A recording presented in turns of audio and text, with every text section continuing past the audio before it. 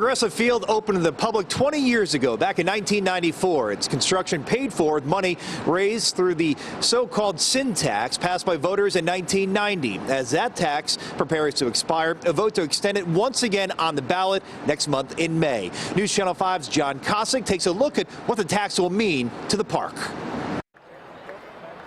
When fans fill Progressive Field to cheer on the Indians, their eyes are drawn to the field itself and the play upon it. That's the way the folks behind the scenes at the stadium want it. But if you look closely under your feet, you will see the wrinkles, the laugh lines of a stadium now in its 20s. It's a constant issue of trying to address this concrete that's 20 years old. It's experienced 20 years of Cleveland weather. It's something that we just have to work on routinely. As cracks come up, the Indians deal with them as part of their general maintenance. But after 2 decades, they're looking at a $3.5 million project to address the issue as a whole and seal the concrete once the repairs are done. Work that will be paid not by the Indians, but under the terms of their lease by the landlord, the public, through Gateway.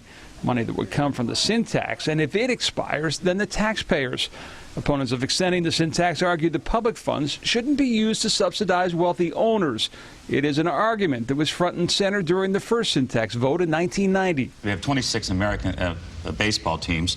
Every one of them are millionaires. I wish Mother Teresa owned the Cleveland Indians. She doesn't. Since the stadium opened, the Indians have made $63 million in repairs and investments out of their pocket, and they will continue to do so. But there are big-ticket items that will need to be addressed in the coming years, things related to heating and water systems, lighting, and concrete. These are the major capital items that make the building work, and these are the major capital items that Gateway, as our landlord, is responsible for. And they are repairs that will be made. It's just a question of whether the money comes from the sin tax or taxpayers.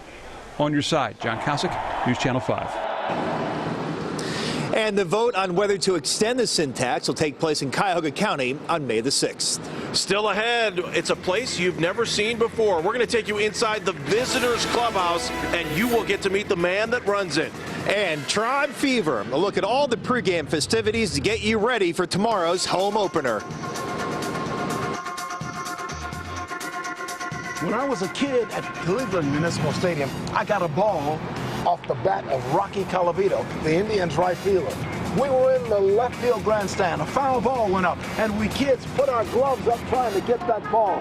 But it went to the roll right behind us, and a woman behind me got the ball. It really hit her on the arm and then fell down to her thigh right next to her. She couldn't get the ball because she was holding onto her arm. I reached next to her thigh, pulled out that ball, and kept a foul ball off the bat of Rocky Colavito. Now that is